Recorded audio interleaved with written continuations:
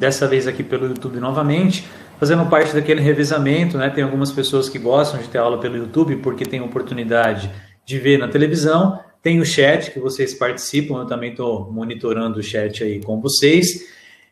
Podem colocar as principais dúvidas que depois eu vou responder essas dúvidas com vocês na aula da semana que vem. Continuando os nossos estudos sobre a Grécia Antiga, hoje nós vamos analisar um pouco a cidade de Atenas e de Esparta no período arcaico, entender um pouquinho sobre a questão da democracia em Atenas, por exemplo, entender a importância da educação rígida, né, o militarismo para os espartanos. Então, conhecer melhor como se estruturaram essas duas cidades que costumam ser as mais estudadas, né, entre várias outras cidades-estados que existiam no mundo grego, lembrando sempre que a Grécia não era um país na antiguidade, né? Mas hoje a gente vai entender um pouquinho melhor essa relação. Então, período arcaico, marcando mais ou menos aí de 800 a 600 a.C., nós tivemos a evolução das cidades-estados, as chamadas polis, né? Nesse momento aí, elas começam a desenvolver as suas questões políticas, as suas questões econômicas, ao aumento populacional. Então, a gente vai conseguir aprofundar esse período através da cidade de Atenas e Esparta. Bom, Atenas teve a sua fundação na Península Ática, por volta mais ou menos do século X a.C., daqui a pouco tem um mapinha para ficar mais fácil, né, localizar a cidade de Atenas, basicamente pelos povos jônicos. No seu início, ela era uma comunidade agrícola, em que os eupátridas eram um grupo principal que dominava a produção e a riqueza dentro da cidade de Atenas, naquele contexto, lembrando que Atenas era uma cidade-estado, né? Bom, no primeiro momento, nós tínhamos instituído uma monarquia, onde o principal líder, o chefe militar, o chefe administrativo, né, que auxiliava o desenvolvimento da questão política e das suas consequências em Atenas, era o chamado Basileus. Por volta do século VIII a.C., nós tivemos a formação de uma oligarquia, em que essa oligarquia ficava representada através, principalmente, dos 9 cargos de magistrados que havia naquele momento, os chamados arcontes, que tinham várias funções, entre elas, por exemplo, deter o poder militar, poder decisório relacionado às questões de guerra, o judiciário, o religioso e o legislativo, de produzir as leis, né? Esses arcontes, eles eram auxiliados pelo Areópago, que é um grupo em que somente os eupátridas participavam naquele contexto. Portanto, por isso a gente fala muito de oligarquia, né? A gente tem um grupo ali muito restrito, que assume o poder político, o poder econômico também, deixando o restante, a maioria da população, de lado. Bom, esse é um mapinha, tá? Embora ele esteja destacando aqui a Guerra do Peloponeso, que nós vamos aprender um pouquinho mais sobre isso numa outra oportunidade, é só para eu localizar para vocês a cidade de Atenas aqui na Península Ática, é nessa área que a cidade de Atenas se desenvolve, lembrando que esse mundo grego que a gente analisa, ele está aqui dentro dos Balcãs, né, na Península Balcânica, que é essa área maior aqui, banhada pelo mar Egeu, tudo bem? Bom, aqui nós temos uma imagem só para deixar mais claro para vocês a composição, a estruturação de uma polis, né, de uma cidade-estado grega em geral. Nós tínhamos a área da Acrópole, que é a área de maior destaque, a área mais alta, em que nós tínhamos o desenvolvimento dos templos, né, em homenagem aos deuses, já que os gregos eram politeístas, né?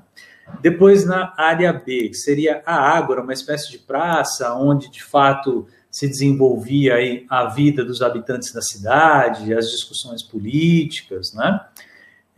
Além disso, obviamente, essas cidades-estados, elas também eram compostas, porque elas eram muito grandes, então elas eram compostas das áreas rurais, onde se desenvolviam as plantações, a produção agrícola, embora a gente sempre lembre, para retomar a nossa aula que foi ao vivo na semana passada, que a região da Grécia ela tinha um relevo muito montanhoso, né? Um solo pedregoso, muito complicado para desenvolver a agricultura em larga escala, né? Nós já havíamos comentado um pouquinho sobre isso. Bom, além disso, como a gente está falando aqui, ó, de uma área que é banhada pelo mar Egeu, tem um litoral todo recortado, facilita a questão da navegação, Então, também compunham essas cidades-estado, em geral, a presença do porto, onde as relações comerciais aconteciam, chegada e ida de produtos, né, também é importante. Lembrando que a área da Acrópole também é importante para a defesa, né, para a observação do território, né, para a estruturação da defesa da cidade, porque há também momentos belicosos, né, entre as próprias cidades-estados gregas, inclusive, tá? Bom, em relação à questão econômica, conforme a cidade de Atenas foi se desenvolvendo, a economia foi se voltando para o exterior. Por quê? É aquilo que eu falei agora há pouco para vocês, né? A área em que Atenas começou a se desenvolver, entre várias outras cidades, estados também gregas, não era uma área muito fértil. Principais itens produzidos, vinho e o azeite, portanto, a azeitona e a uva, né, para a produção desses produtos, e geralmente esses produtos serviam para troca com outros produtos como os cereais, que eram os produtos assim, essenciais para a sobrevivência, para a produção de outros alimentos, então era importante você ter esses cereais. Havia produção de cereal na Grécia? Sim, mas era uma produção menor, tá? Justamente por causa da questão do território. Então, muitos desses cereais eles eram importados, estabelecia-se uma troca entre esses principais produtos aí do vinho e o azeite. Bom, como a agricultura ela não era tão ampla, né, tão produtiva assim, ao longo do tempo, a economia foi se monetarizando, então as trocas foram sendo estabelecidas, a economia foi se dinamizando, porque a questão das vendas, trocas de produtos, né, elas complementavam a economia de Atenas. Portanto, se você não tem muitos produtos agrícolas para trocar, no caso aí os principais, vinho e azeite, eu preciso produzir mais itens para que eles sirvam de troca. É aí que aumenta a produção da atividade artesanal.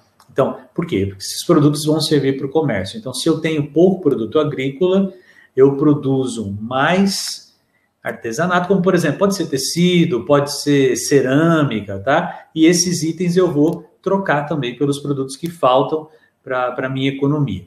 Mas, como vocês também viram aqui no mapinha, portanto, será importantíssimo o desenvolvimento da navegação, do comércio marítimo para a cidade de Atenas. Aqui a gente tem uma pirâmide social, então com os eupátridas na ponta, dominando, né, a questão econômica e política. Vem os georgóis, os demiurgos, nós vamos falar daqui a pouquinho deles aqui, ó, são os comerciantes, os tetas, os metecos, que eram considerados estrangeiros, e os escravos. Essa já é uma pirâmide de um tempo mais à frente, não daquela propriamente bem do início de Atenas, né? Já tem uma certa dinâmica aqui, porque a gente já tem a presença dos comerciantes. Bom, muitos habitantes emigraram, né, dessa região, houve a necessidade de mão de obra, e a solução encontrada foi a utilização de escravos, porque a escravidão ele também se constitui como um comércio lucrativo, né?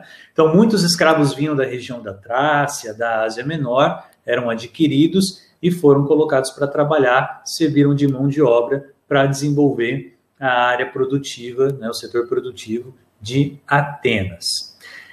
Não sei se lembram que na aula anterior, que nós fizemos ao vivo, a gente comentou sobre os genos, a desintegração dos genos, o partilhamento das terras, que ficaram nas mãos de poucos, e aí muita gente acabou ficando sem terra.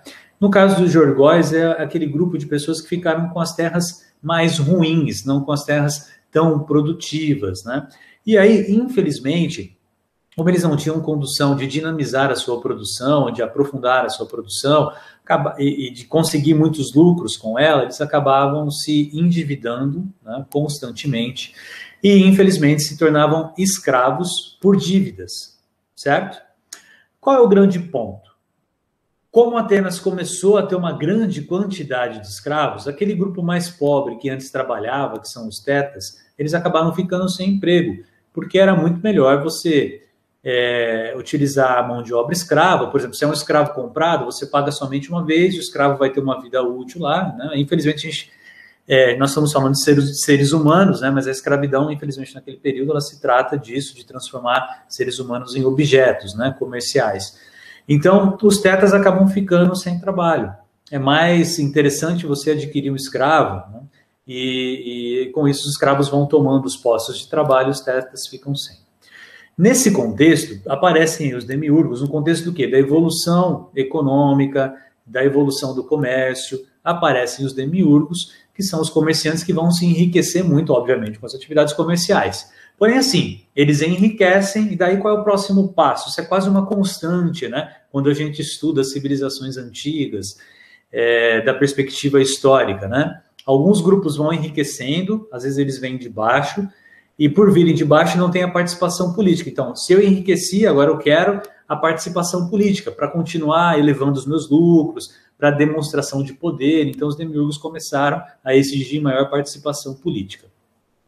Enquanto isso, a gente pode entender que a Demos, né, dentro dessa configuração da cidade de Atenas, ela é composta pelos comerciantes e pelos tetas. Esse grupo, Demos, ele não tem direito político, né, e as reivindicações dos demiurgos vão começar a aumentar conforme aumentam os seus ganhos. Bom, é aí que nós agora vamos entrar, né, num momento em que há um embate aí entre o Demos, esse grupo aqui composto pelos comerciantes e pelos tetas, e pela aristocracia, esse grupo de eupátridas que dominavam a política dentro de Atenas. Nesse contexto, aparece a figura dos legisladores, que vão produzir as leis para tentar resolver os problemas dentro da cidade de Atenas. O primeiro destaque aqui nós vamos dar ao Drácon, que organiza as leis por escrito a partir de 1623. Por que é importante ter as leis escritas e não mais faladas? Porque a lei falada, ela dá muita brecha, dá muito espaço para que os grupos mais ricos dominem ainda mais, se tornem mais opressores, porque, infelizmente, são eles que terão o domínio das leis, né? E os grupos mais pobres ficam meio sem... Tá? Então, quando você faz as leis por escrito, independente se elas são positivas ou negativas, está ali, elas estão escritas. Para mudar, é preciso todo um movimento que vai acabar mexendo com a sociedade toda. Então, é muito melhor você ter as leis escritas do que somente falado. Tá? Também nós tivemos, nesse momento, a igualdade jurídica, bem interessante, não é a igualdade social, né? Não todos os grupos passaram a ter as mesmas condições econômicas, mas é uma igualdade jurídica, o direito de defesa de uma maneira igual para todos os grupos, ou seja, todos devem respeitar, e isso foi muito positivo para Demos, né? Então, aqui vocês estão vendo que a gente está usando o símbolo de curtir ou não curtir, né, das redes sociais. Então, neste caso, a igualdade jurídica foi muito bem aceita pelos Demos. Bacana. Agora, essas leis passaram a ser escritas, então, já que vamos escrever as leis, vamos tornar essas leis mais severas, para punir aqueles grupos que fizerem revoltas, aqueles grupos que ficarem reivindicando muita coisa. Vamos fazer umas leis mais severas para punir esses caras, para conter as agitações. Quem curtiu isso? Os eupátridas, que é aquele grupo mais rico. Eles estão aqui, ó, no topo da pirâmide social. Eles curtiram, acharam legal, porque isso era uma maior segurança para eles continuarem dominando. Defesa da propriedade privada, ou seja, ninguém vai pegar lá as terras e vai sair dividindo para os mais pobres, tal. Não, então, se os eupátridas são donos das terras, eles são donos, pronto, ninguém vai mexer com elas. Então, também, quem curte isso, os eupátridas acharam bacana. Direitos políticos por nascimento. Aí também quem vai curtir são os eupátridas. Mas, no geral, pessoal, quem não vai curtir nada disso são os grupos pertencentes ao Demos. Né? Porque o direito político por nascimento, você só vai ter direito político, por exemplo, se você nascer um eupátrida. Você nascer num grupo que não tem direito político, você vai ficar sem esses direitos. Então, você teria que ser uma pessoa bem nascida, entre aspas, naquele momento, né? Portanto, quem curte isso são os eupátridas e Demos não. Bom, obviamente, com esse monte de item que só vai satisfazer aos grupos mais ricos, as revoltas começam a acontecer novamente. É aí que entra a figura agora do Solon. Olha aqui a imagem do Solon, em mármore, provavelmente, né? Em 594 a.C., o Solon, também legislador, ele passa a utilizar, então, um critério censitário para participação política. O que isso quer dizer? Quer dizer que se você tiver grana, você participa. Se você não tiver, você não vai ter direitos políticos. Quem ficou feliz? Os demiurgos. Que isso aqui acabou prejudicando um pouquinho os demiurgos, né? Eles também não concordavam muito com isso. Mas aqui, se tem um critério censitário, ou seja, o critério de renda, os demiurgos entram, porque eles eram comerciantes que foram se enriquecendo, então agora eles finalmente vão conseguir conquistar a sua participação política. Quem não vai curtir isso aqui? Demos, né? Bom, Aí vem a abolição da escravidão por dívidas. Olha, né, isso vai ser bom para os grupos intermediários. Lembra que a gente falou aqui que os Yorgóis começavam se endividando? Então, isso vai ser legal. Gente, só que aí eu coloquei uma mãozinha que lembra, né, a expressão dos italianos, que eles fazem assim, né? Também uso muito essa expressão dentro da sala de aula. Mas já quase a escravidão por dívidas, ela nem vinha sendo praticada, né?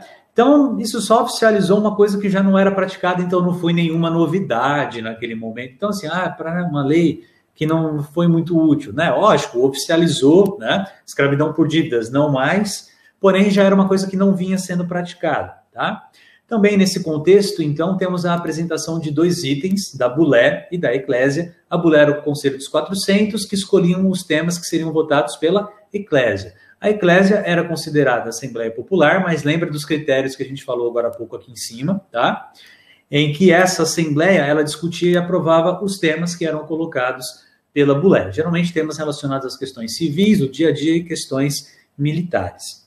Agora, pegando tudo isso aqui que a gente falou agora há pouco, fazendo uma análise mais aprofundada, ou uma análise assim de finalização, os direitos foram muito bacanas para quem? Para os demiurgos. Mas os tetas, aquele grupo mais pobre, eles continuaram ainda na pior. Isso não mudou em nada a vida deles. Então, aqui um alerta para a gente ficar, né, atentos. O que continuou acontecendo? Os tetas continuaram protestando, as agitações continuaram acontecendo.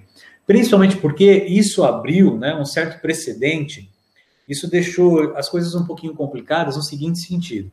Para os eupátridas, eles não ficaram tão felizes, porque eles perderam espaço político, né? Eles perderam um pouco do seu poder, afinal, por exemplo, os demiurgos começaram a participar, né? Eles acabaram tendo que ceder muita coisa, não foi tão interessante para os eupátridas, eles acabaram tendo seu poder um pouquinho diminuído.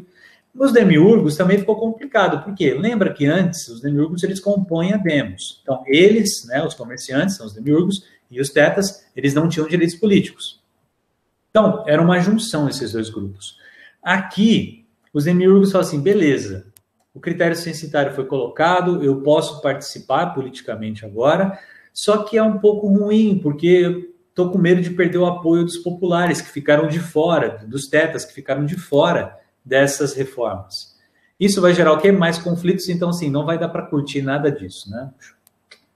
Bom, é aí que nesse rolo todo de agitações, de coisas que não se concluíram, que não foram tão positivas, principalmente para os tetas, que aparece a figura dos tiranos, se instituem as tiranias, que é aquele governo acima das leis.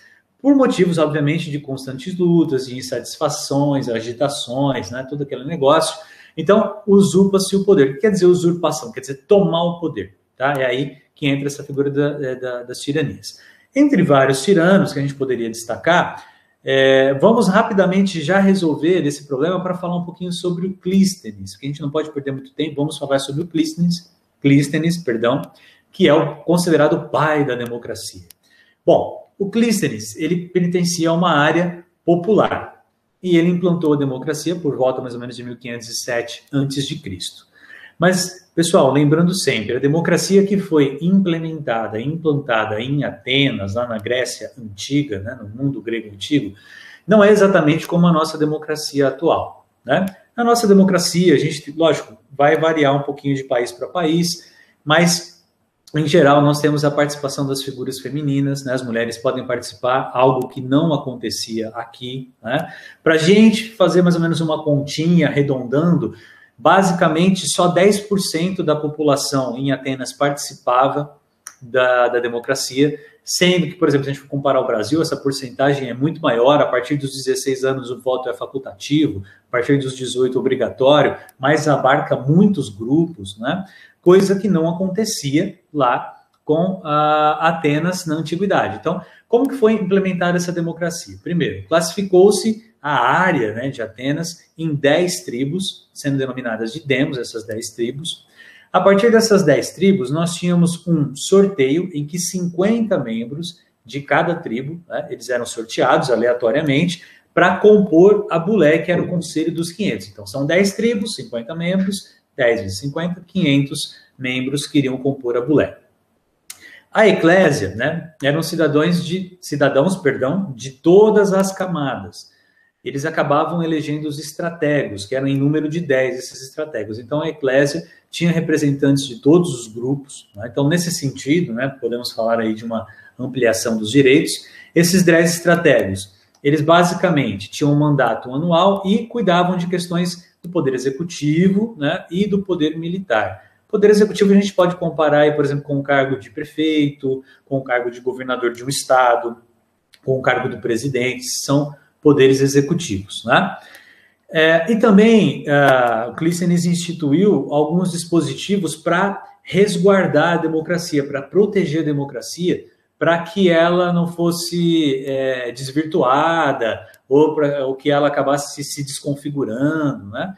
Ele criou, então, por exemplo, a questão do ostracismo. O que é isso? Suspensão dos direitos políticos por 10 anos, caso essas pessoas ameaçassem de alguma forma a democracia. Então, os direitos políticos daquela pessoa ficavam suspensos por 10 anos, ok? Bom, como eu havia comentado, alguns grupos acabam não participando, né? As mulheres, por exemplo, os estrangeiros, aqui estão configurados como metecos, mas é um conceito que a gente precisa trabalhar melhor, não é que todo meteco era estrangeiro, tá? Mas a gente vai falar isso nas próximas aulas. E os escravos também não eram cidadãos. Portanto, mulheres, estrangeiros, escravos, eles não participavam, tá? Por exemplo, se um escravo tivesse a sua liberdade, então ele era um ex-escravo, ele participaria? Também não, né? Entrando nessa configuração aqui. Portanto, resumindo toda a história, 90%, praticamente 90% da população não participava desse sistema democrático, então tem algumas diferenças para o nosso sistema atual. Lembrando que a democracia em Atenas, ela era direta, assim, as pessoas participavam mesmo, é como se vocês fossem lá participar diretamente. Na nossa democracia, nós elegemos os nossos representantes, então o vereador, o prefeito, os deputados, o governador, os senadores, deputados federais, o presidente, a gente elege os nossos representantes, tá? Bom, e agora, caminhando para a parte final da aula, vamos falar sobre a cidade de Esparta, que se desenvolveu aqui nessa área do Peloponeso. O povo, né? Hoje eu estou meio complicado com as palavras, que é o frio, né? O povo originário da cidade de Esparta são os dórios, que já era um povo guerreiro, um povo militarizado, que inclusive causou aí as suas invasões, né? A invasão dos dórios causou a diáspora nessa área, ou seja, a população começou a se espalhar ali com medo dos dórios e com tudo que eles causaram também no momento da chegada deles. Então, Esparta, ela tem essa ligação, ela origina-se da invasão dos povos dórios na planície da Lacônia, aqui na região do Peloponeso. Então, é mais nesta área aqui onde está Esparta, tá? Onde estou apontando com o meu mouse. Bom, também não é uma área tão fértil assim, tá? Ela não é tão produtiva, falando em termos de agricultura. Porém, a conquista da Messênia, essa área que está aqui em vermelho, eu até nomeei aqui para que vocês possam enxergar melhor, esta área aqui, a área da Messênia, e essa área, ela tinha terras muito férteis. Então, a produção agrícola, ela foi ampliada, diferentemente, por exemplo, do que aconteceu lá em Atenas, quando a gente estava conversando. Então, a dinâmica comercial, o comércio marítimo aqui, ele era menor em Esparta. Não quer dizer que ele não existia, mas ele era menor do que, por exemplo, em Atenas e do que em outras cidades-estados nesta área do mundo grego, tá? Bom, a área era fértil e, além disso, a conquista sobre essa área, ela possibilitou a utilização de muitos messênios como mão de obra para trabalhar, tá? Também tem esse ponto que é interessante a gente citar. Bom, como eu já falei, os espartanos, eles descendiam dos dórios, então há também toda uma militarização em relação a Esparta, e a militarização também servia para manter a ordem, né? Ou seja, para evitar as agitações, para evitar que os grupos começassem a reivindicar maior participação, para evitar que os grupos fizessem agitações, principalmente os grupos mais pobres, os grupos que não tinham participação política, né? Como, por exemplo, a gente acabou de ver em relação a Atenas, né? As agitações foram acontecendo. E as terras férteis, elas pertenciam ao Estado e eram cedidas para que elas pudessem ser trabalhadas e desenvolver a agricultura. Bom, na pirâmide social de Esparta funciona da seguinte maneira. nós temos lá no topo dela os espartanos ou espartíatas, podemos usar as duas expressões, que eram basicamente descendentes dos dórios, aquelas famílias mais ricas, que tinham a participação militar e eram os únicos que detinham os direitos políticos, portanto, eles mandavam em Esparta.